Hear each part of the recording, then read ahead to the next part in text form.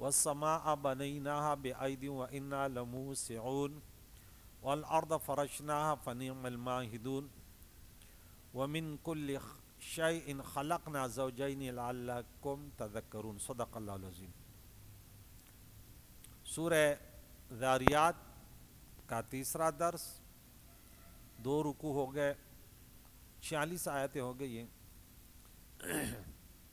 رب کریم نے گزشتہ درس میں ہم نے سرکش قوموں کے حالات، ان کی بربادیوں کا ذکر کیا کہ ہم نے انہیں غرق کر دیا، پھر وہ نہ خود انتقام لینے والے ہو سکے، نہ جن پر ان کا وہ تھا بڑا ناز تھا، نہ وہ ان کا انتقام لے سکے۔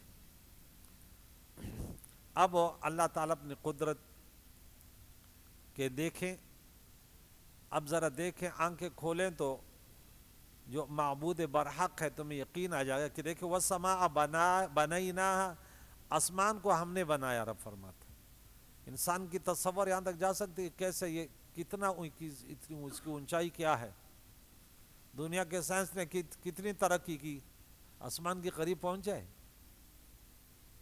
بَعَيْدٍ اپنے ہاتھوں سے بنایا، وَإِنَّا لَمُوسِعُونَ اور ہم بے شک وسعت دینے والے ہیں، اس آسمان کو مزید بھی وسیع کر سکے، اس زمین کو بھی، قیامت کے دن یہ زمین بڑھ جائے گی، مزید اس میں وسعتیں آ جائیں گی۔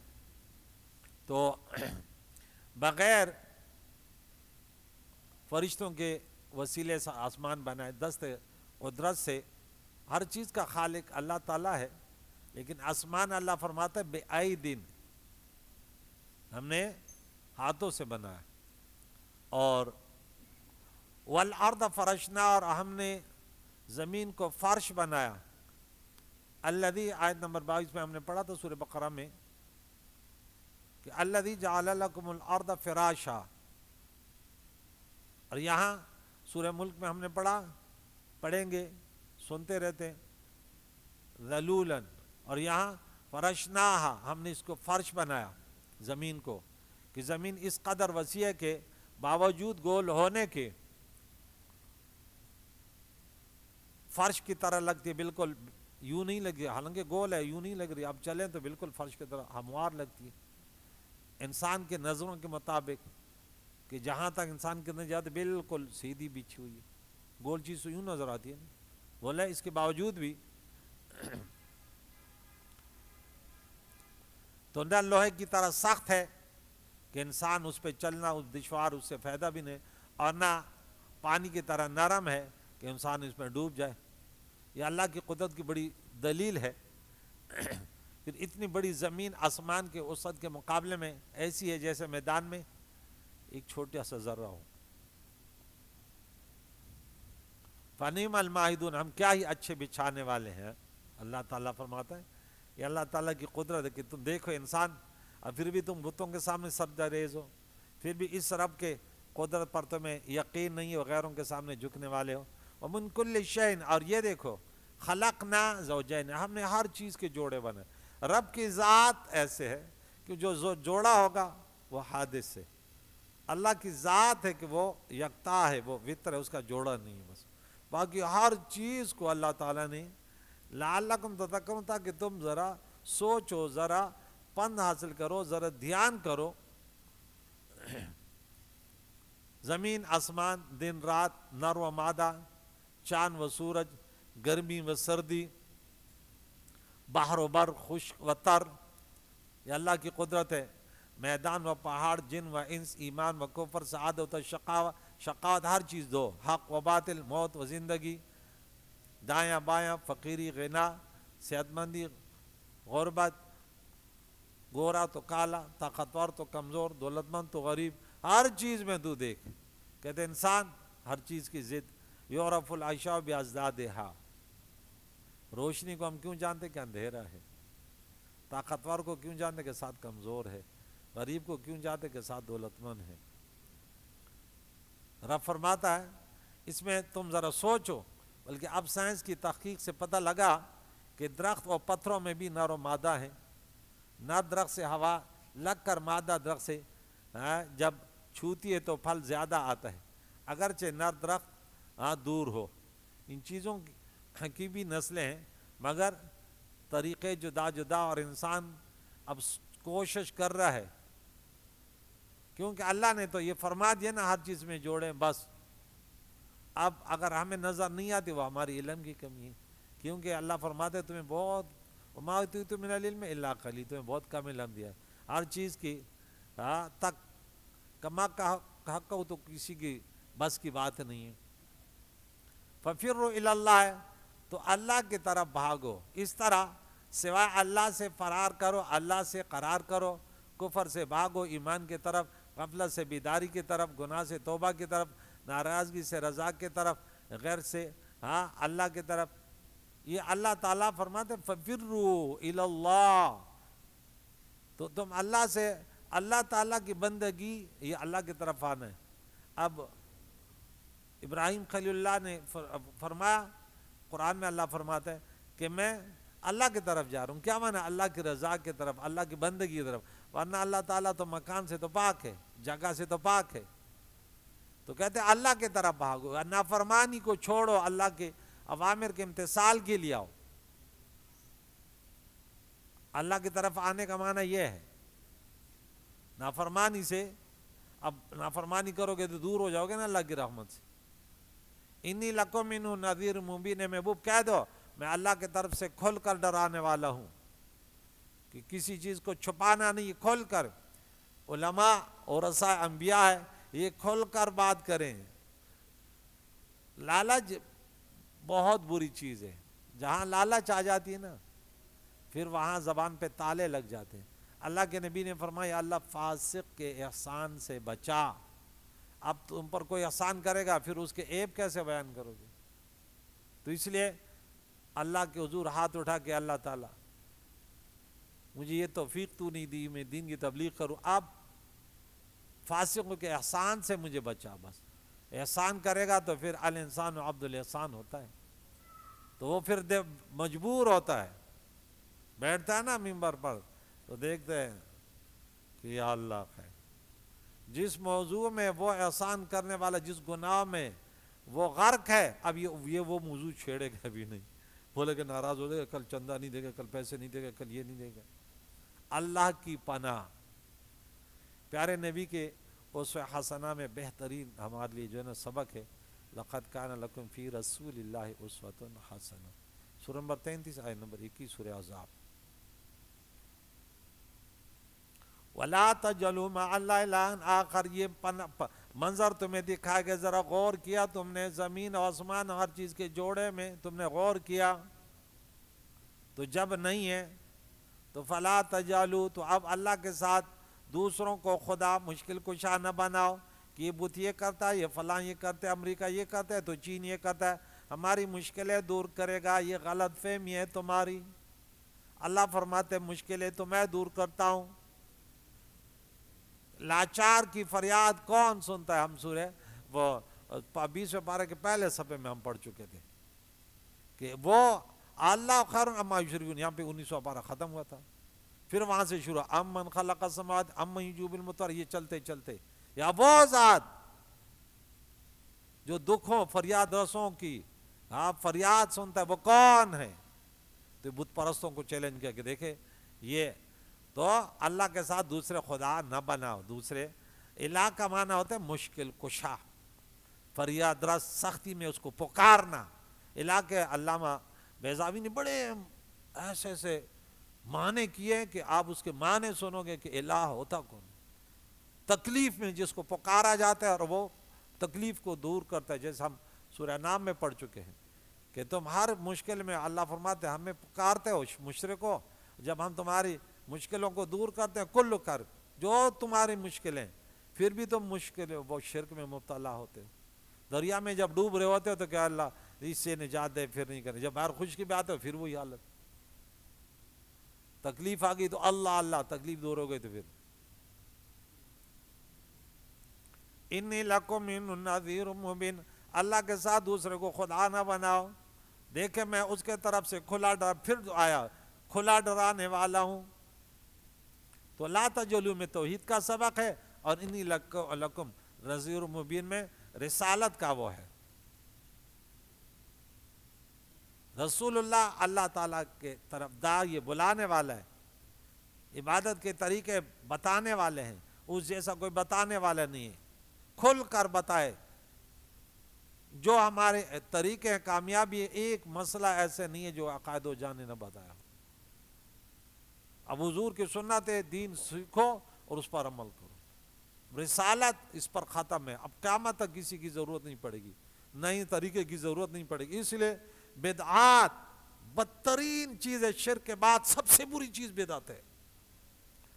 بعض لوگ بدعت کی جب ممبر پر بیٹھتے ہیں نا تو وہ بدعت کی مدح اور وہ شروع کرتے، وہ لگتا ہے یہ بدعت کوئی اچھی چیز ہے، حالانکہ وہ مقصد اور ہوتا ہے، لیکن اس کو چاہیے کہ یہ بدعت اس کو ایک دوسرے طریقے سے بیان کرو تاکہ اہل سنت و جماعت کی یہ تو نہ ہو نا بدعت۔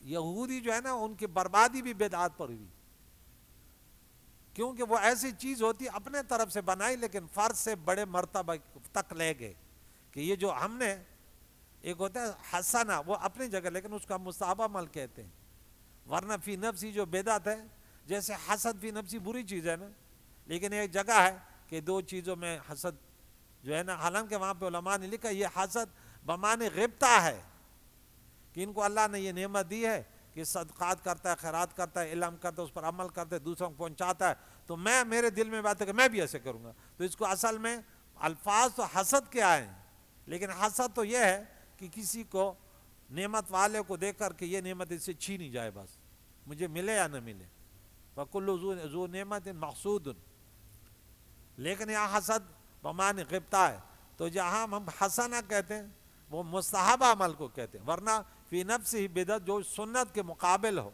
فرائض واجبات سے دور کر دے، ایسے کوئی عمل کہ آپ کا کہتے ہیں نہیں جو فلاں بزرگ نے 2 رکعت بتایا، ایک آیا بولا وہ مغرب کی 6 رکعت پڑھا، میں نے بولا میں نہیں پڑھاتا، کیوں ہم اتنے دور سے، میں نے بولا مغرب کی نہ پڑھی، وہ تو ہم روزانہ پڑھتے، یعنی فرض سے بھی آگے لے گیا جوان کا بچہ۔ اب اگر عوام کے نقشے پر چلیں، اللہ کے ہم پیچھے پڑ چکے ہیں کہ یہ نبی اگر تمہاری ہر بات مانے نا تو تم اس میں پڑ جاؤ گے۔ فضائل اپنی جگہ ہوتے لیکن فضائل کا شریعت کے ساتھ کیا مقابلہ، کہ جب رمضان کے روز آئے تو ادھر ادھر گئے، جب وقت استجابت آیا تو ادھر ادھر گئے، اور جہاں فضائل آئے تو اس کو بس وہ اس کو اپنی پہچان بنا لیا، اس کو شعار بنا لیا، نہیں، رسول اللہ کی سنت ہماری شعار ہے، غیروں کی مخالفت ہماری پہچان ہے، یہ یاد رکھو، کھل کر رسول اللہ نے سب کچھ چیزیں بتائی۔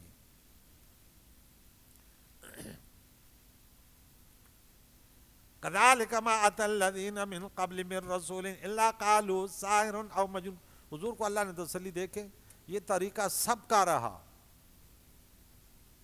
آدم علیہ السلام کے بعد ان کے بیٹے شیث علیہ السلام، پھر ادریس علیہ السلام آئے، اور نوح علیہ السلام آئے، ہود علیہ السلام آئے، صالح علیہ السلام آئے، پھر ایسے لیکن ہر قوم نے یہی کیا، کیا کہا کہ یہ جادوگر ہے اور یہ دیوانہ ہے، تو اس پر آپ کو تسلی دی کہ مکے والے ایسے نہیں ہیں، مدینے والے منافق ایسے نہیں ہیں، یہ صرف یہ نہیں ہے، ورنہ کل ہم نے لوط علیہ السلام کا کہ 20 سال تبلیغ کرتے رہو گھر والے، صرف نوح علیہ السلام 9.5 سال تبدیل کرو، صرف 80 اب سب کچھ، وہ پھر ان کے 3 بیٹے رہ گئے تھے، باقی سب اللہ فرماتے ہیں نا اس کے اولاد سے پھر ہم نے دنیا میں سب کچھ آباد کے، عرب اور افریقہ وغیرہ وغیرہ، وہ نام اپنے سنے۔ اتواصوا بہ، کیا آپس میں ایک دوسرے کو یہی بات انہوں نے کہی، بلکہ نہیں، بل ہم قوم طاغون، بلکہ یہ سرکش نافرمان ہیں، یعنی آپس میں ایک دوسرے کو کفر کی وصیت تو نہیں کی کہیں، اتواصوا وہاں تھا سورہ عصر میں، وتواصوا بالحق وتواصوا، یہ کرو، تو کہتے انہوں نے یہ تو نہیں کیا کہ بس وہاں سے لے کر یہاں تک لینتھ ایک تو نہیں ہے،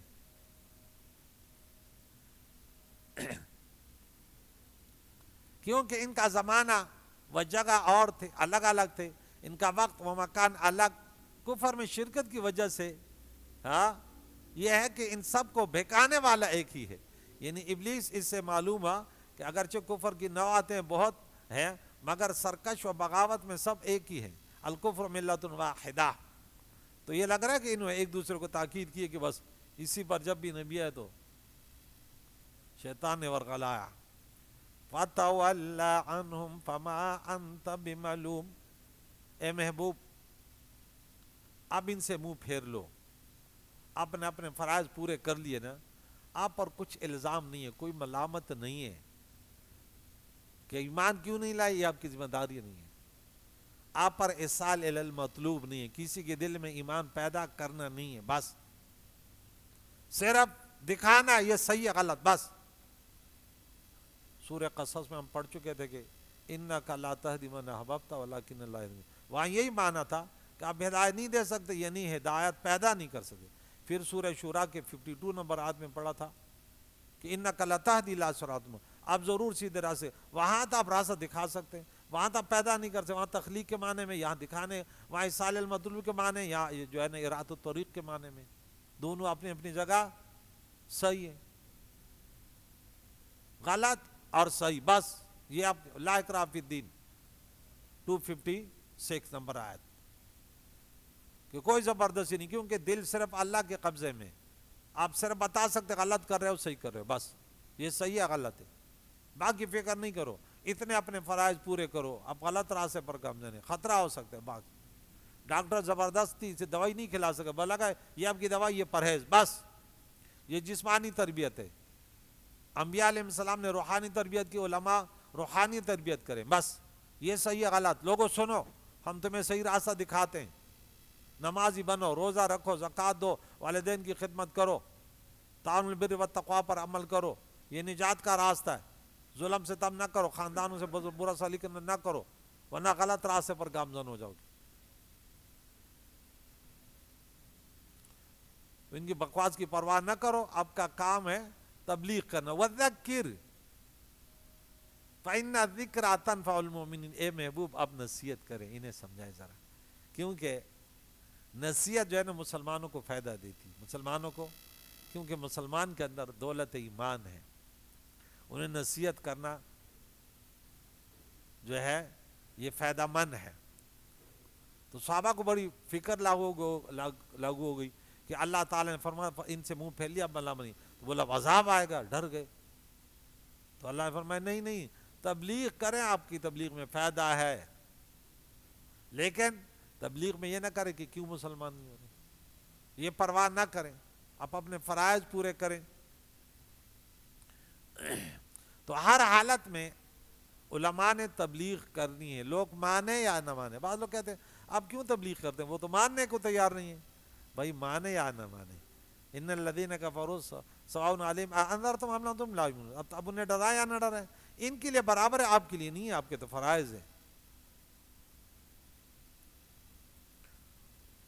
اور انسانیت اور انس اور جنس کے تخلیق کا مقصد وَمَا خَلَقْتُ الْجِنَّ وَالْإِنسَ إِلَّا لِيَعْبُدُونَ، لیعبدونی، تو یا کو گرا دیا، کسرہ چھوڑا، حذف یا پہ دلالت کرتا ہے، نون وقایہ ہے. میں نے انسان اور جنات کو صرف اپنی عبادت کے لیے پیدا کیا، یہ معاصل ترجمہ ہے. لفظی معنی میں نے وما خلق، تو میں نے پیدا نہیں کیا، الجن جن کو، جن سے جن کو، والانس اور جن سے انس کو، الا مگر پیدا کے لیعبدونی کہ میری عبادت کرے، لیعرفونی کہ مجھے پہچانے کہ خالق کون ہے، مالک کون ہے. صرف ان کے تخلیق کا مقصد یہ ہے.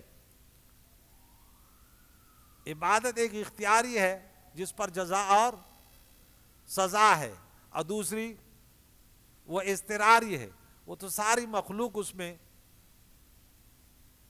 لگی ہوئی ہے، جو سورہ اسراء میں آیت نمبر 44 میں پڑھ چکے ہیں، وَمَا مِن شَيْءٍ إِلَّا يُسَبِّحُ بِحَمْدِهِ. لیکن جو غیر اختیاری پہ عبادت، ہر چیز اللہ کے، لیکن اس پر جزا و سزا نہیں ہے. صرف انسان ہیں اور جنات ہیں کہ انہیں جزا و سزا ملے گی، جنسوں کو سزا ملے گی، اور جزا جو ہے وہ عدم عذاب ہے. بعض کہتے ہیں اس کے جنت میں وہ ہے، اختلاف ہے. آگے پیارے آیت سنیں، ما ارید، رب چاہتا ہے، میں ارادہ نہیں کرتا، میں نہیں چاہتا، منہم اس جن و ان سے، مر رزق رزق میں نہیں مانگتا، رزق تو میں دیتا ہوں، وما اريد ان يطعمون، میں یہ بھی نہیں چاہتا کہ تم اپنا رزق پیدا کرو، وہ میرا کام ہے، وما من دابۃ فی الارض الا علی اللہ رزقها، جو بھی زمین پر مخلوق ہے جہاں بھی ہیں، اللہ فرماتے ہیں ان کا رزق میرے کرم پر ہے، میں رزق دینے والا ہوں، کسی کے سب اسباب ختم ہو جائیں تب بھی میں رزق دیتا ہوں، اسباب ضروری نہیں ہے۔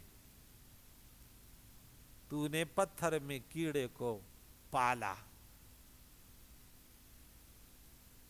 تو یہ اللہ کی قدرت کے پتھر بند تھا، اور جب عیسیٰ علیہ السلام مارا ٹوٹا تو اندر دیکھا کیڑا ہے اور سبز پتہ اس کے، بولے یہ کہاں سے آیا؟ یہ اللہ کی قدرت کے مناظر تھے۔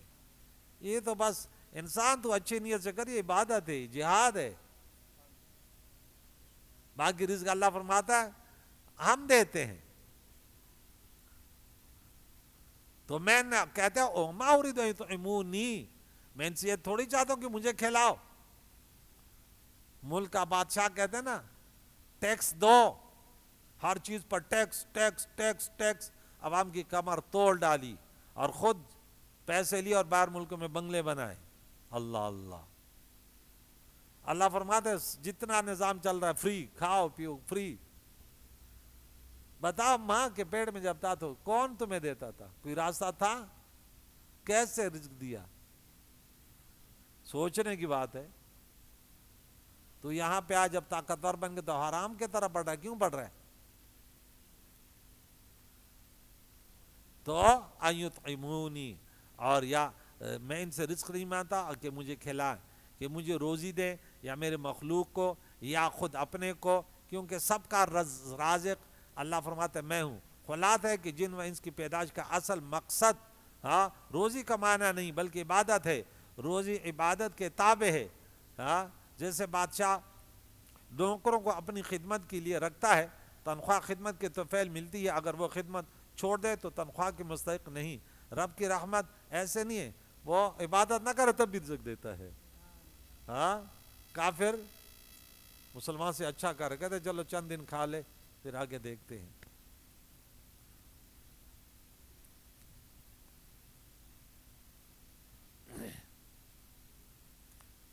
دنیا کے بادشاہ، دنیا کے لوگ، اکثر والد کہتا ہے بچوں، گھر والے کہتے ہیں میں نے تمہیں کھلایا پلایا، تو نے نہیں کھلایا پلایا، خدا کے بندے، کھلانے پلانے والا حقیقت میں اللہ ہے، تمہیں غلط فہمی ہے، کیونکہ اگر تو کھلانے پلانے والا ہوتا تو تیرے مرنے کے بعد یہ مرنے چاہیے نا۔ ہم نے دیکھے خاندانوں میں جن کے والد جوانی میں گیا، بچے چھوٹے چھوٹے کے، وہ ان کزنوں کے مقابلے میں جن کے والد ہیں ان سے زیادہ وہ اچھے پلے اور اچھا کھایا اور پیا، اچھے پراپرٹی جمع کی۔ رازق اللہ ہے۔ اس میں نے آپ لوگوں کو جو 10 آیتیں بتائی تھی نا کہ دیکھے تم اللہ کو قرض دیا کرو، غریبوں کو دیا کرو، یبسطو یقبض و یبسطو، سورہ بقرہ میں 245 نمبر آیت میں ہم نے پڑھا۔ پھر اس کے بعد سورہ رعد میں آئے تو 26 نمبر آیت پہ، پھر سورہ اسراء میں آئے کہ یبسط الرزق لمن یشاء ویقدر، سورہ اسراء میں 30 نمبر، سورہ قصص میں 82 نمبر، اور 5ویں نمبر پر سورہ عنکبوت پر، سورہ عنکبوت کے 62 نمبر، اور سورہ روم میں 37 نمبر، اور سورہ سبا میں 36 اور 39 نمبر، اور سورہ زمر میں 52 اور سورہ شورا میں 12 نمبر آیت پہ۔ 10 آیتوں میں ہم نے یہ پڑھا تھا کہ اللہ تعالیٰ جس کے لیے چاہے رزق میں فراوانی کر دے، جس کے لیے چاہے تنگ کر دے۔ تو قرآن کی 10 آیتیں، پھر بھی کسی کو باور نہیں آ رہا اور حرام خوری کر رہے کہ میں کیوں حرام خوری کر دے؟ تاکہ بڑھا لوں۔ اللہ تعالیٰ نے فرمایا کہ دیکھے حرام خوری سے نہیں بڑھتا، یمحق اللہ الربا، جتنا سود کرو گے غلط کرو گے تنگ آئے گی رزق میں۔ ان اللہ تنگ، اللہ تعالیٰ یمحق اللہ الربا ویربی الصدقات، صدقے خیرات کرو، رزق میں فراوانی ہے۔ جو اللہ تعالیٰ نے فراوانی کا ذریعہ بتایا اسے ہم کیوں لے رہے ہیں سود، کیوں لے رہے ہیں رشوت، کیوں کرتے ہیں ملاوٹ؟ کیوں کہتے ہیں 2 نمبر؟ مسلمان آج دنیا میں سب سے سر فہرست ہے 2 نمبری میں، ملاوٹ میں. ایسا ہے یا نہیں ہے؟ ہاں، جس کو دیکھ کر شرمائے یہودی. پاکستانیوں میرے بھائیوں، اے کلمہ گو مسلمانوں، ذرا سوچو. اس سے تو دین کی طرف کسی کو نہیں بلا سکتا. تو دین کے نام پر دھبا ہے. تمہیں غیر بھی دیکھتے ہیں، مسلمان ہر کام میں، ڈکیتیوں میں، ہاں، بدکاریوں میں، شرابوں میں، جو فسادات ہے. آج آگے کیوں ہیں ہم؟ اس سے کیا کام ہو جائے گا کہ کلمہ پڑھا بس؟ وَلَا يَبْقَى مِنَ الْإِسْلَامِ إِلَّا اسْمُ. قرآن کا رسم و رواج ہوگا، آج قرآن خوانی کرنی ہے، برکت کے لیے لاؤ اور دم درود کر دو، بس عمل تو نہیں ہوگا نا. نام رہے گا، ایمان کا نام رہ جائے گا بس. کل وہ ایک پوچھ رہا تھا، بولے انہوں نے انتخابات جیتے، تو وہ پوچھ رہا تھا نا سوشل میڈیا پہ، تیسرا کلمہ سناؤ، دعائے قنوت سناؤ، اور سب ہیں اس سے پوچھ، اس سے پوچھ. ایک کہتے ہیں دعائے قنوت سناؤ، بولا الحمدللہ رب العالمین. بولا دعائے قنوت سناؤ، اللہم صلی اللہ. اچھا وہ بھی غلط پڑھ رہے. دوسرا کلمہ سناؤ، اشہدو ان لا الہ الا اللہ اشہدو ان محمد رسول اللہ. اب صحابی ان کے پیچھے پڑا ہوا ہے. اب وہ جو ہے نا کوئی ادھر بھاگ رہے، کوئی ادھر کی آ رہے. بولے مولوی سے پوچھو ہم سے، تو کیا تم مسلمان ہی کہ تمہیں کلمہ ہی نہیں آتا، تمہیں نماز بھی نہیں آتی، اور تو جو ہے نا کہتا ہے میں خدمت خلق کروں گا. واہ کیا بات ہے.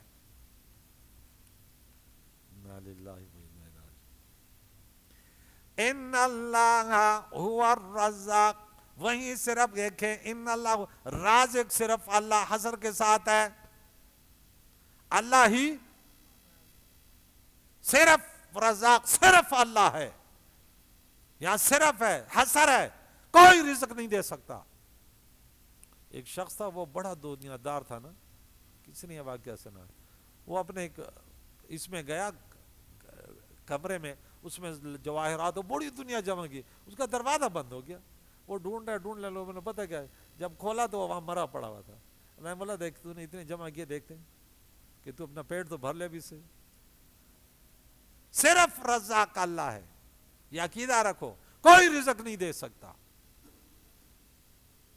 قرآن میں ایک جگہ نہیں، دوسری جگہ نہیں، کتنے مرتبہ رزق صرف میں دیتا ہوں.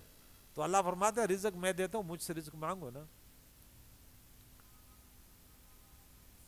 اے بندے، تیرے دروازے پہ ایک شخص آیا تھا مانگنے، اور تو اس کو دیتا نا، تو آج میرے پاس اس کا وہ پاتا. یا اللہ تو خالق اور مالک ہے. کہتے نہیں میرے نام سے مانگا تھا، میرے نام سے کپڑا مانگا تھا، میرے نام سے یہ مانگا. تو اگر اس کی خدمت کر، ہم سمجھتے ہیں کہ غریب آیا تو ہمارے ماتھے پر 12 بج جاتے ہیں، کیوں دیں؟ لیکن بینک میں پیسے جو رکھے وہ تو کم ہوتے ہیں نا. اور پھر علماء کو اور مسجد کے خادمینوں کو تو نشانہ بنایا. خود تو لاکھوں سے پیٹ نہیں بھرتا. میں تو الحمدللہ اپنے لیے نہیں، ہم چونکہ ان لوگوں سے ہم محبت کرتے ہیں، مسجد کے خادمین ہو، علماء ہو، ان سے ہم کہتے ہیں آج اللہ نے موقع دیا ان کے لیے، لوگوں کو بتائیں تو صحیح. میں اگر اس لیے نہیں بولوں کہ میں مولوی ہوں، نہیں، مجھے اللہ دے رہا ہے، میرے تو کوئی مشکل نہیں ہے. لیکن ایسے لوگ ہیں کہ وہ صرف ایک مسجد والوں کے وہ خدمت کر رہے ہیں، لیکن ان کے ساتھ ایسا سلوک ہو رہا ہے جو میں جانتا ہوں، پریکٹیکل جانتا ہوں. میں نے بولا اس شخص کی تو نہ نمازیں قبول ہیں نہ روزیں، صرف اس مسجد کے خادم کو جو اتنا ستایا نا، یہ ان کے لیے کافی ہے. ایک عالم دین کو ستایا ستایا ستایا، اس نے ہاتھ اٹھایا، یا اللہ میں تیرا بندہ، میرا تو کوئی آسرا نہیں، یا اللہ تو ہی ہے. لیکن تیرے بندوں نے میرے ساتھ کیا کیا، اور رات کو کھڑے ہو کر آنسو بہائے.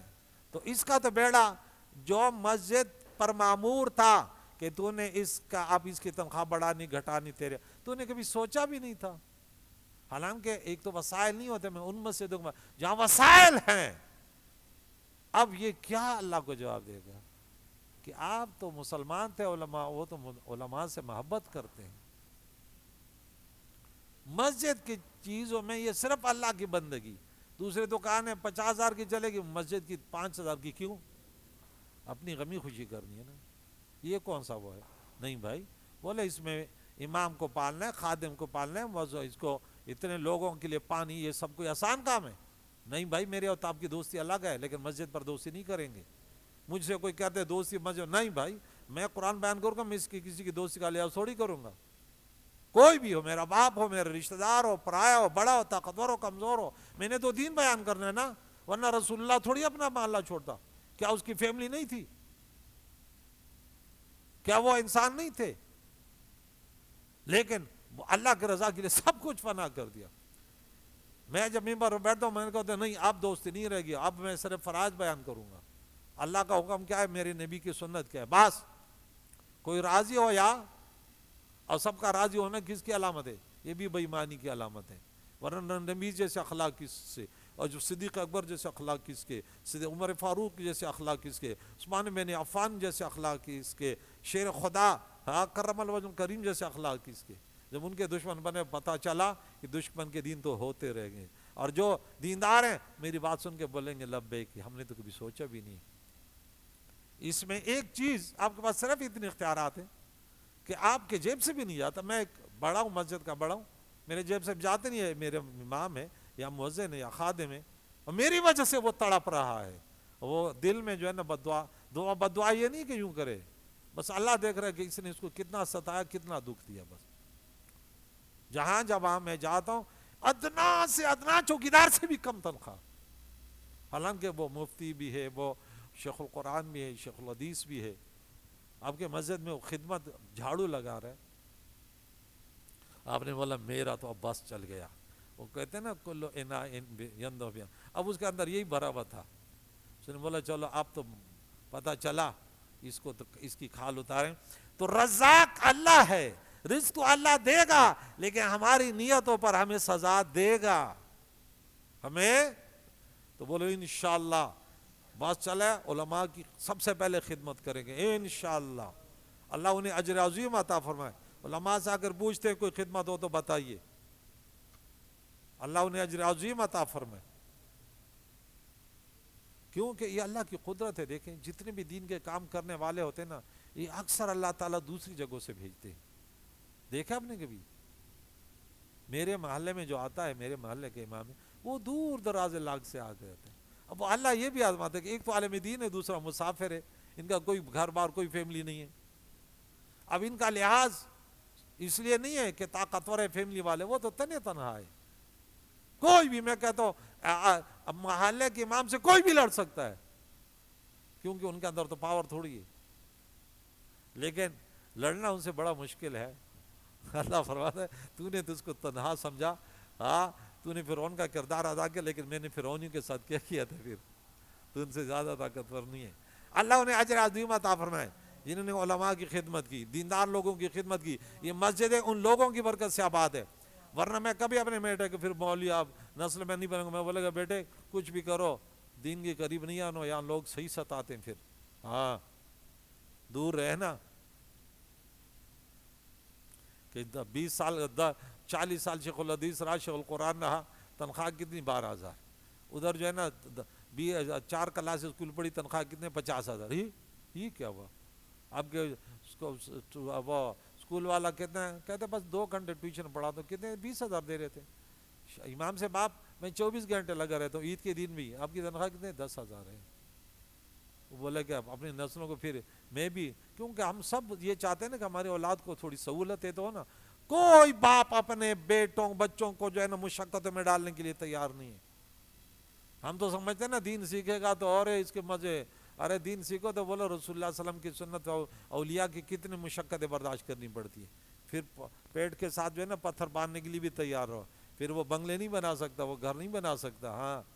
پھر وہ بھوک ہی برداشت کرے گا، بھلے وہ رات دن ڈیوٹی کرے، صبح اٹھے اور رات کو 12 بجے سوئے، لیکن اتنا ملے گا کہ ایک وقت کا کھائے گا تو دوسرے وقت کے لیے تھوڑا انتظار کرنا پڑے گا. ذو القوۃ المتین، قوت والا، قدرت والا ہے. یہاں تھوڑا سا واقعہ سلیمان علیہ السلام نے کتاب میں لکھا اس آیت کے زمن میں، یا اللہ تیرے مخلوق میں دعوت دیتا ہوں، 1 سال کے لیے میرے مہمان. بولا نہیں یہ کام نہیں ہے. بولا 6 مہینے چلتا، مختلف ہوا اس میں ہے. بولا چلو 1 دن کا تو مہمان بنا دوں. بولا ٹھیک ہے تیاری کرو. سلیمان علیہ السلام کے پاس اللہ نے بڑی قوت تھی، جنات ان کے قبضے میں، ہوا ان کی قوت میں. تیاری میں لگ گیا، بیل بھی ذبح ہو رہے ہیں، گائے بھی ذبح ہو رہی ہیں، سب مچھلیاں بھی آ رہی ہیں، سبزیاں بھی آ رہی ہیں. بڑا میدان، بڑے بڑے وہ جو ہے نا دیگ بنانے والے خود جنات پورا علاقہ بھر دیا، پتہ نہیں کتنے مہینے میں تیاری کر کر کر کر کے اب دل میں خوش ہو رہا ہے کہ اب تو ارے سالوں سال کھاتے رہیں گے، کہاں سے کھائیں گے، اتنی دنیا میں نے بھر دی۔ بولا تیاری ہو گئی؟ بولا ہاں۔ بولا سمندری مخلوق پہلے آئے یا خشکی والا؟ بولا یا اللہ سمندری والوں کو پہلے بھیج دے۔ اب ایک مچھلیاں نہیں بوجھ، بولا آج تو سلیمان علیہ السلام کے مہمان ہے، جا مچھلی آئی منہ کھولاؤ، ان کا جتنا تیار کچھ تھا لاکھوں ٹن ملبہ ان کے پیٹ میں، وہی وہ کہاں گیا، سب کچھ تو فنا ہو گیا۔ بولا اور کہاں؟ بولا اللہ مجھے 3 لقمے دیتا ہے دن میں اتنے جو تو نے 1 لقمہ دیا۔ سلیمان علیہ السلام سجدہ بریز ہوا، بولا ان اللہ هو الرزاق ذو المنن، یا اللہ کی قدرت ہے کتنے بڑے بڑے پیٹوں کو 3 لقمے دیتے، اور میں نے تو کہا کہ میں تو دنیا کا بادشاہ ہوں، پتہ نہیں پر پوری مخلوق کھائے گی کیسی، اور وہ 1 لقمے میں گیا، یہ اللہ کی قدرت ہے۔ اب آپ کہتے ہیں چونٹی تو چھوٹی ہے، لیکن ہاتھی بڑے پیٹ والا ہے، ان کے بھی کوئی وہ بینک بیلنس نہیں ہوتا، جنگلوں میں رہ کر یہ اللہ دکھاتا ہے کہ انسان تیرا تو چھوٹا سا پیٹ ہے، تو نے اتنے فسادات کتنے لوگوں کو تو نے رلایا، ہاں کیا کیا فساد کیے، اور تو میں جو ماننے والا ہے، یہ دوسرے تو لاشعور ہیں، عقیدہ کمزور ہو جاتا ہے یہ حال ہے۔ فَإِنَّ لِلَّذِينَ ظَلَمُوا ذَنُوبًا مِثْلَ ذُنُوبِ أَصْحَابِهِمْ فَلَا يَسْتَعْجِلُونَ، اور ان لوگوں کے لیے جنہوں نے ظلم کیا، شرک کیا، کفر کیا، ان کے بار یہ ان لوگوں کے مانند جو ان کے ساتھی تھے، ہاں جو ان کے ساتھ والوں میں تھا، جو پہلے باری باری بھی جتنے ظالم ہیں نا باری باری ان پر عذاب آیا۔ ہاں ذنوب کہتے ہیں اثر جو ہرٹ ہوتا ہے نا پانی میں پانی نکلتا ہے، تو ایک پانی پھینکتے پھر دوسری کی باری آتی ہے وہ پانی پھینکتے، آرٹ ہم کہتے ہیں، نیٹ پہ ریسرچ کرو، وہ بیل گھومتے رہتے ہیں، وہ پانی وہ ڈول ایسے آتے ہیں، تو ہاں پانی کے ٹیک چکی، ہاں وہ ایک تو پنچکی ہے وہ گھومتی وہ الگ، اور ایک پانی جو کھیتوں کو دیتے، تو بولے باری باری ہے، اللہ کا گرفت ہے کہ جیسے تم سے پہلے مشرک و کافر و ظالموں کی باری آئی نا، تو ہم تو تھوڑا ڈھیل دیتے ہیں، پھر ان کو بھلے جلدی نہ کرو، ان کی بھی باری آنے والی ہے۔ ذنوب کنویں کے ڈول کو کہتے ہیں، ہاں وہ کہتے ہیں باری باری آتا ہے، ذنوب، تو جلدی نہ کرو، ان کا عذاب آنے والا ہے، ہاں وقت سے پہلے نہ کرو۔ فَوَيْلٌ لِّلَّذِينَ كَفَرُوا مِن يَوْمِهِمُ الَّذِي يُوعَدُونَ، تو کافروں کی خرابی ہے، ہاں ہلاکت ہے ان لوگوں جنہوں نے کفر ہے اس دن سے، ہاں جس کا وعدہ ان سے کیا گیا وہ آنے والا ہے۔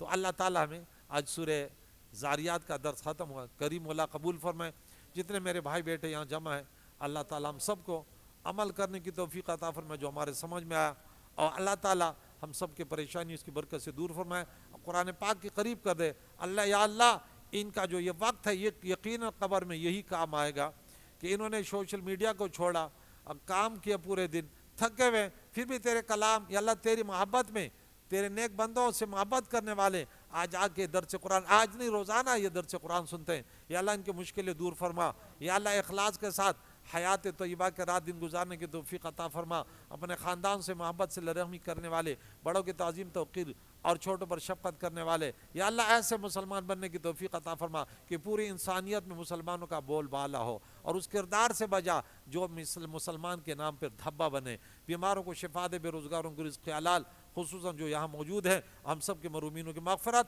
زندوں کو دین اسلام پر جینے، اس پر موت نصیب فرما، وصلی اللہ تعالی علی خیر خلقہ محمد وعلی آلہ وصحبہ اجمعین برحمتہ۔